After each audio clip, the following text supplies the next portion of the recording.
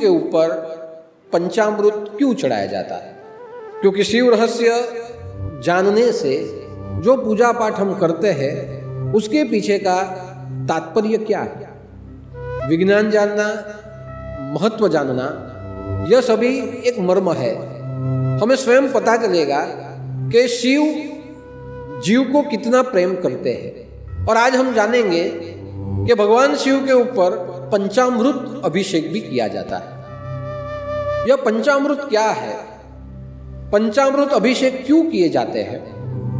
पंचामृत अभिषेक करने के बाद पंचामृत को प्राशन करने से हमारे शारीरिक जीवन को, हमारे मानसिक जीवन को कितना लाभ प्राप्त होता है, यह रहस्य जानना ही एक बहुत बड़ा मर्म रहेगा। आदिकाल में जब समुद्र मंथन हुआ और हमने जाना है कि सबसे पहला तत्व जो प्राप्त हुआ था वो विष था। जैसे ही विष प्राप्त हुआ सभी जीव के प्राण संकट में आए। कोई भी विष पीने के लिए तैयार नहीं था। सभी ने भगवान शिव को कहा कि ये विष आप ग्रहण कर लीजिए, क्योंकि भगवान आपका उगम भी नहीं है, आपका मध्य भी नहीं है, आपका अंत भी नहीं है, और आप इसे ग्रहण करें और हम सभी को इसके संकट से उगारे। भगवान ने विष पिया लेकिन अपने गले में उसको अटकाए रखा। अब भगवान शिव को जो यातनाएं होने लगी, वो यातनाओं को दूर करने के लिए पहले पानी चढ़ाया गया, बाद में दूध चढ़ाया गया। जैसे दूध का अभिषेक होने लगा वैसे पहले से भी शांति मिलने लगी, एक शीतलता प्राप्त होने लगी। और जैसे जैसे दूध चढ़ाने लगे, शीतलता मिलने लगी, शांति मिलने लगी, जो ऊर्जा थी वो नियंत्रण में आने लगी। भगवान शिव प्रसन्न होने लगे और उसी दिन से भगवान शिव को जल भी चढ़ाया जाता है, भगवान शिव के ऊपर दुग्ध धारा भी चढ़ाई जाती है। लेकिन हमारे शास्त्रों ने वर्णन किया है, दूध तो भगवान शिव के ऊपर चढ़ता है, लेकिन शास्त्र ने दूसरे 4 पदार्थ भी भगवान शिव के ऊपर, सभी देवताओं के ऊपर अभिषेक के रूप में चढ़ाने का निर्देश किया है। और इसीलिए शिव को केवल दूध नहीं, केवल जल नहीं, पंचामृत का अभिषेक भी किया जाता है। पंचामृत का अर्थ होता है पयोदधि धृतम मधु चेव च शर्करा युक्तम पंचामृत मया नित्यम स्नानार्थम प्रतिगृह्यताम।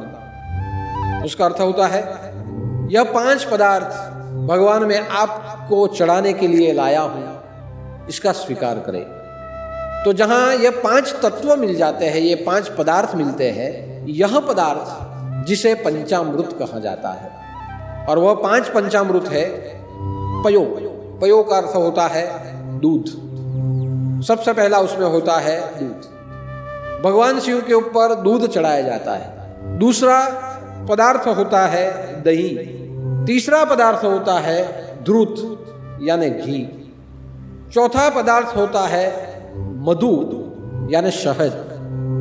और 5वां पदार्थ होता है शर्करा। शर्करा यानी खांड, चीनी।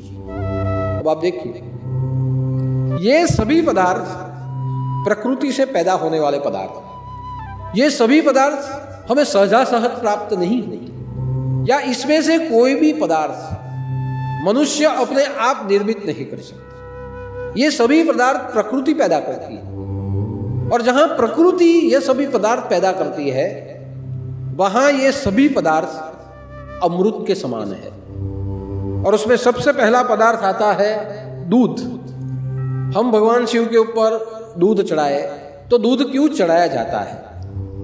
तो दूध चढ़ाने का सबसे पहला मनोवैज्ञानिक एक कारण है और धार्मिक कारण है कि दूध हमारे जीवन की शुभ्रता का प्रतीक है, शुद्धता का प्रतीक है। दूध में शुद्धता होती है।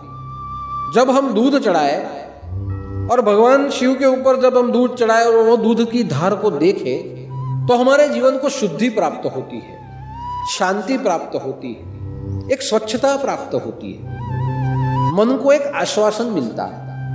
और जब दूध चढ़ता है तो दूध की धार से जो मन में शांति मिलती है, उससे हमारे अंदर की अशुद्धियां नष्ट हो जाती है। और जैसे अशुद्धि मन की नष्ट हो जाए, वैसे हमारी बुद्धि पवित्र बनती है। जब तक हमारे भीतर में विकृति है, तब तक हमारी बुद्धि भ्रष्ट है। लेकिन जैसे हमारी विकृति चली गई वैसे हमारी बुद्धि शुद्ध बनती है और ऐसी बुद्धि ही दूसरों के जीवन के कल्याण के लिए, खुद के जीवन के कल्याण के लिए काम आती है। तो जब दूध की धार जब हम भगवान के ऊपर चढ़ाए और उसे जब हम देखें तो मन शुभ्र बनता है, मन शुद्ध बनता है, मन स्वच्छ बन जाता है। और यह मन का कारण है कि मन जब शुद्ध बनता है तब बुद्धि अपने आप पवित्र बनती है। दूसरी बात, दूध में शीतलता होती है। दूध संपूर्ण आहार माना गया है। दूध में एक भाव है आत्मा को तृप्त करने का। विज्ञान ने भी कहा है कि दूध में कई प्रकार के विटामिन होते हैं और ऐसा अमृत मनुष्य नहीं बना सकता, यह अमृत प्रकृति पैदा करती है, इसीलिए उसको शिव के ऊपर चढ़ाया जाता है। दूसरा अमृत है दधी। दधी यानी दही। दही का एक अर्थ होता है दही चढ़ाना यानी जीवन में स्नेह को पैदा करना। जब हम भगवान शिव के ऊपर दही चढ़ाते हैं तो वो दही को जब हम देखते हैं तो वह देखने से उसमें से गुण पैदा होता है, स्नेह भाव। जैसे दूध से स्वच्छता आती है, मन स्वच्छ हुआ, वैसे स्नेह जगता है, वैसे प्रेम जगता है। दही में प्रेम है और दही जब चढ़ाए तो प्रेम का गुण हमारे मन में पैदा होता है, स्नेह का गुण पैदा होता है। और वो जब स्नेह हमारे जीवन में आने लगे तब हम जीवन में सबके साथ समान भाव से रह पाते हैं। जब दही डालो और देखो तो मन की शुद्धता आए तो स्नेह अंदर से पैदा होता है, स्नेह भाव बढ़े, इसीलिए दही का अभिषेक किया जाता है। दूसरी बात है कि दही का अर्थ क्या है? दही यानी दूध को जो परिवर्तित कर दे, अपने जैसा बना दे, वो दही। दही में एक गुण है कि वो दूध को बदल देता है। कितना भी बड़े बर्तन में 5-10 लीटर दूध क्यों ना हो, एक चम्मच दही डाल दीजिए, पूरी रात उसको रखिए, दही दूध को अपने जैसा बना देगा। दही में क्षमता है दूध को अपने जैसा बनाने की। दही में क्षमता है शुद्धता को स्नेह में बदल देने की। दही परिवर्तन लाता है, दूध बदलता है, दही बनता है। तो यह दही हमें सिखाता है कि जीवन में कैसे बने, अपने अंदर के जो सद्गुण है वो कभी छोड़े नहीं, अपने अंदर की जो संस्कृति है वह संस्कृति को, वह स्वभाव को, वह सद्गुण को बना के रखे और जहां जाए वहां दूसरों को अपने जैसा बनाए। और इसलिए यहां कहा गया कि कैसे बने, दही के जैसे। इसलिए शास्त्र ने भी श्लोक दिया है कि ओम चंद्रमंडल संकष सर्वदेव प्रिय दधी। कि दही कैसा है? चंद्र के जैसा सफेद, चंद्र जैसा आसमान में है, वैसे जो जमा हुआ दही है वो चंद्र के जैसा दिखता है। एक कटोरे में आप दही लगा दीजिए, चंद्र के जैसा गोल दिखेगा। तो चंद्रमंडल संकष के चंद्र के जैसा सफेद दिखने वाला प्रकाशमान जो दही है वो देवताओं को प्रिय है। स्नानार्थम मया दत्तम प्रीत्यर्थे प्रतिगृह्यता, कि इसे मैं स्नान के लिए भगवान आपके लिए लाया हूं, उसका स्वीकार करें। दही कैसा है? चंद्र के जैसा। दही में गुण है शीतलता का। दही औषध माना गया है। जिसे पाचन का प्रॉब्लम होता है उसे कहा जाता है, डॉक्टर भी कहते हैं कि दही मिला के खाइए, दही खाइए, दही से शीतलता मिलेगी। जिसे अल्सर होता है पेट में, डॉक्टर उसे कहते हैं कि दही खाइए, दही दवा है। दही खाने से ऐसे बैक्टीरिया बनते हैं जो आपके जख्म को शांत करेंगे, अंदर आपको ठंडक प्राप्त होगी, इसीलिए दही खाइए। जैसे चंद्र में शीतलता है, दही में वैसी शीतलता। दही खाने से जठराग्नि में ठंडक प्राप्त होती है, हमारी पाचन क्षमता बढ़ती है। और विज्ञान तो कहता है कि दही में क्या है? कैल्शियम, विटामिन B12, मैग्नीशियम, ये दही में मौजूद है। आयुर्वेद में दवा के लिए दही का उपयोग किया जाता है। उसमें कैल्शियम और विटामिन B12 मिलते हैं, इसलिए भगवान शिव के ऊपर दही का अभिषेक किया जाता है। तीसरा अमृत होता है घी। दूध से दही, दही से मक्खन, और मक्खन जब पिघलता है तो घी बनता है। ये घी, ये तीसरा अमृत। घी में चिकनापन होता है। तो मन का शास्त्र कहता है जब भगवान के ऊपर आप घी चढ़ाओ तो घी चिकना है, एक समान गिरेगा, पूरे शिवलिंग को चमका देगा। स्फटिक जैसे चमकता है वैसे घी चमकता है, और ऐसा स्निग्ध है, ऐसा चिकनापन है कि जैसे आप घी की धार डालो तो एक तार से वो धार गिरती है, वो धार टूटती नहीं है, एक धार से गिरती है। तो घी का अर्थ क्या हुआ? घी का अर्थ हुआ स्निग्धता, चिकनापन, जो हमें एक दूसरे के साथ जोड़े रखता है। आज संबंधों में प्रेम और स्नेह हो, लेकिन प्रेम और स्नेह के साथ अगर ऊर्जा न हो, तो एक दूसरे के प्रति ऊर्जा न हो, हूंफ न हो, तो ऐसा संबंध टिकता नहीं है। तो घी का गुण होता है हूंफ पैदा करना, सहानुभूति पैदा करना। कहा गया कि घी स्निग्धता का प्रतीक है। शिव के ऊपर जब घी की धार चलती है, एक धार रहती है, वो जोड़ती है, जीव और शिव को जोड़ना सिखाती है। उसके ऊपर से जो ऊर्जा का और हूंफ का अनुभव हमें प्राप्त होता है। जीव शिव के साथ जुड़ा रहे, ऐसा एक तार घी की धार शिव के ऊपर डालने से मिलता है। और इसीलिए कहा गया है कि नवनीतम समद उत्पम सर्व संतोष कारकम ध्रुतम तुभ्यम प्रदश्यामि स्नानार्थम प्रतिगृह्यताम। ये भगवान, ये मक्खन से पैदा हुआ घी मैं आप पर चढ़ाने के लिए आया हूँ। मुझे ऊर्जा दीजिए, आपसे मुझे जोड़ दीजिए, मेरा जीवन संतुष्ट बनेगा और मैं आपके नाम से, आपके साथ जुड़ते हुए मेरी समस्याओं से मैं लड़ूंगा। इसीलिए घी को भी अमृत माना गया है। आयुर्वेद में घी अमृत है। हर एक दवा में घी का उपयोग किया जाता है। घी खाने के लिए बोला जाता है, दवा में उसका उपयोग होता है, शरीर के ऊपर उसको लगाया जाता है। घी से इम्यूनिटी पावर बढ़ता है, और विज्ञान कहता है कि घी से सैचुरेटेड फैटी एसिड प्राप्त होता है, जो ऐसा एसिड है हमारी चर्बी को बढ़ने नहीं देता। घी खाने से चर्बी नहीं बढ़ती, घी हमारी चर्बी को पिघाल देता है। और आपने देखा होगा दुनिया के कोई भी पदार्थ बिगड़ जाए, घी कभी नहीं बिगड़ता। इसलिए ये ऐसा अमृत है जो शिव के ऊपर चढ़ाया जाता है। उसके बाद होता है शहद। शहद को बोला जाता है मध, मधु। यह मध अमृत है। क्यों अमृत है? तो मन का शास्त्र बोलता है कि मध चढ़ाने से हमारे जीवन में हमें पुष्टि मिलती है, पोषण मिलता है, मन को पोषण मिलता है, मन को तंदुरुस्ती मिलती है और शरीर को भी तंदुरुस्ती मिलती है। मध में ऐसे तत्व है कि जिससे शरीर और मन तंदुरुस्त बनता है, हमारे सभी कोषों को पुष्टि मिलती है। इसीलिए शिव के ऊपर जब शहद चढ़ाया जाए तो आप देखिए कि शिवलिंग हीरे के जैसा चमकता है। शहद जब चढ़ता है और उसके ऊपर प्रकाश पड़े तो हीरे के जैसा वो चमकता है। हीरे के जैसा जब हाँ शिवलिंग चमके, उसके ऊपर प्रकाश पड़े और वही प्रकाश परावर्तित होके हमारे शरीर पर पड़े, तो उससे हमारे शरीर में जितने भी कोष है उसको पोषण मिलता है।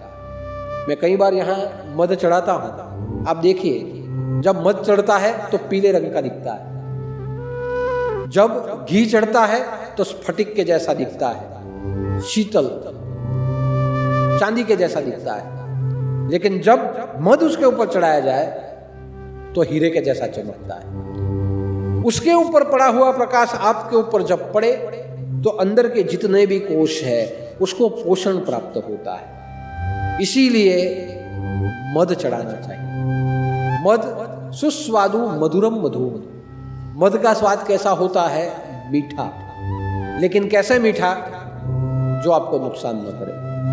यानी मध का एक गुण है जीवन को पुष्टि देना, जीवन को पोषण देना। और इसीलिए आप देखिए क्या श्लोक है, तरु पुष्पम समद उत्पन्न सुस्वादु मधुर मधु तेज पुष्टिकारिका दिव्या स्नानार्थम प्रतिगुह्यताम। अर्थ क्या हुआ? मध कहां से बनता है? मनुष्य पैदा नहीं करता, पेड़ से। तरु पुष्पम के विविध प्रकार के पेड़, विविध प्रकार के पुष्प से मध का रस निकलता है। और वो जो शहद होता है उसको दवा में उपयोग किया जाता है। शहद और शहद, ये जो शहद है वो सेहत के लिए फायदे कारक है। तो मानव निर्मित नहीं, प्रकृति निर्मित। तेज पुष्टिकारिका दिव्या, जिसका तेज दिव्य है, हीरे के जैसा जो चमकता है। स्नानार्थम प्रतिगृह्यताम, उसके तेज से भी हमारे शरीर को पोषण प्राप्त होता है। हे भगवान, ये अमृत, प्रकृति का अमृत मैं लाया हूं आप पर चढ़ाने के लिए। मेरे सभी कोषों को पुष्ट करे, मुझे तंदुरुस्ती दे, मुझे मन की भी तंदुरुस्ती दे और मध के द्वारा शरीर की भी मुझे तंदुरुस्ती दे। इसीलिए इसे कहा जाता है अमृत। उसके बाद अमृत है शर्करा। शर्करा यानी खांड। यहाँ खांड का अर्थ होता है खड़ी साकर। हम लोग छोटी छोटी फैक्ट्री में बनी हुई खांड का उपयोग करते हैं, लेकिन खांड का उपयोग खड़ी साकर से किया जाता है। जो खड़े होते हैं वह खड़ी साकर को भगवान के ऊपर चढ़ाया जाता है। खड़ी साकर में मीठापन होता है, मधुरता। खड़ी साकर को खाने से हमारी जीभ मधुर बनती है। जब हम खड़ी साकर को खाए हमें उत्तेजना लगती है। आपको कभी थकान हो, खड़ी साकर को खाइए, एनर्जी आती है। और ऐसी एनर्जी हमें प्राप्त होती है, ऊर्जा मिलती है, जिससे हमारा पावर बढ़ता है। तो खड़ी साकर जो है वो कैसे बनती है तो हमें पता है, इक्षुसार समद्भूता, ईख से बनती है। ईख धरती से पैदा होता है। ईख किसे कहते हैं? गन्ने को ईख कहते हैं। ईख धरती से पैदा होता है। वो गन्ने के रस से खड़ी साकर बनती है। और जो इक्षुसार समद्भूता शर्करा पुष्टिकारिका, गन्ने से जो खड़ी साकर बनती है हमारे शरीर के लिए वह उपयोगी है, खाने के लिए भी उपयोगी है। इसलिए हमारे पास कुछ भगवान को धराने के लिए हो ना हो, हम खड़ी साकर रख देते हैं। ये हमारा शास्त्र है। तो ये शक्कर जो है उसमें एक गुण है, क्या? मीठापन। जीवन में मिठास होनी चाहिए। आपकी वाणी में मिठास होनी चाहिए, आपके वर्तन में मिठास होनी चाहिए। जिसकी वाणी में मिठास हो, जिसके वर्तन में मिठास हो, जिसके जीवन में मिठास हो, ऐसा आदमी दूसरों के जीवन को भी मीठा बनाता है। आप देखिए, दूध का स्वाद मीठा नहीं होता। दूध में शक्कर गिरने से दूध मीठा हो जाता है। ठीक वैसे हमारा जीवन नीरस है, लेकिन जब जीवन में मधुरता आए तो जीवन स्वादिष्ट बन जाता है। इसीलिए भगवान के ऊपर खड़ी साकर चढ़ाई जाती है, शक्कर चढ़ाई जाती है। और शक्कर जब भगवान के ऊपर चढ़ती है तो जैसे खड़ी साकर के एक एक दाने मीठे होते हैं, ठीक वैसे ही हमारे जीवन की एक एक पल मीठी बननी चाहिए। यह मनोविज्ञान भी कहता है और विज्ञान भी कहता है। विज्ञान क्या कहता है? शक्कर में क्या होता है? शक्कर में ऊर्जा होती है। थक जाओ, मुंह पे शक्कर रखो, ऊर्जा आ जाती है। हमारे शरीर के लिए खांड चाहिए प्रमाण में। अगर प्रमाण में शर्करा मिली तो हमारे बॉडी की ऊर्जा बनी रहेगी। बॉडी के तापमान को बनाने के लिए चाहिए हम हर रोज खड़ी साकर खाए शक्कर। भूमि के रस से गन्ना उगता है। तो ये जो भी कुछ है वो प्रकृति की पैदाइश है। तो ये जितने भी अमृत है मानव निर्मित नहीं, प्रकृति निर्मित अमृत है। इसीलिए दूध, दही, घी, शहद और शर्करा भगवान के ऊपर अभिषेक के रूप में चढ़ाई जाती है। ये सब मिल जाए, एक साथ मिल जाए तो अमृत, 5 पंच यानी 5 जहां एक साथ हो जाए वो अमृत, उनको मिला लिया जाए और हर रोज खाया जाए प्रसाद के रूप में, तो हमें सभी प्रकार के विटामिन उसमें से मिलते हैं। हम ऐसे नहीं खाएंगे, लेकिन हमारे ऋषि मुनि जानते थे कि अगर उनको कोई उपाय दिया जाए और उपाय के द्वारा ये एकत्ता किया जाए और उसे धार्मिक माध्यम से खाया जाए श्रद्धा के साथ, तो ये टॉनिक है। जो हर रोज इसका प्राशन करता है सुबह में पूजा करने के बाद, उसको अमृत प्राप्त होता है, उसे कभी कोई बीमारियां नहीं होती। हमारे मन को और तन को स्वस्थ रखने की बात हमारी पूजा पद्धतियों में है। और यही अभिषेक भगवान पे किया जाए, ये सब प्राशन किया जाए, तो हमारा आयुष्य बढ़ता है। इसीलिए पंचामृत किसी ना किसी रूप से भी हमें फायदा कारक है, हमें पहुंचता है। और जो भी शिव के ऊपर ये चढ़ाते हैं, भगवान के ऊपर चढ़ाते हैं और श्रद्धा से चढ़ाते हैं, ध्यान रखिए आपका जीवन सफल होता है। हमें अपने कर्म करते रहने चाहिए, अभिषेक करते रहना चाहिए, श्रद्धा रखनी चाहिए।